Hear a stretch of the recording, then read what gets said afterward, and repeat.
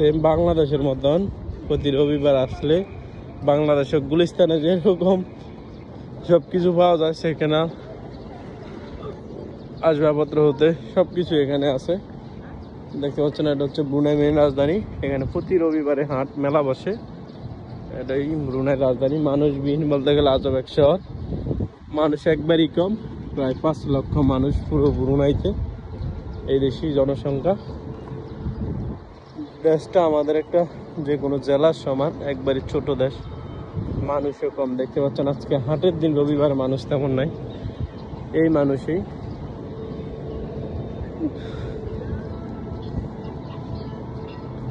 এটা পুরোটাই হচ্ছে মেন রাজধানী।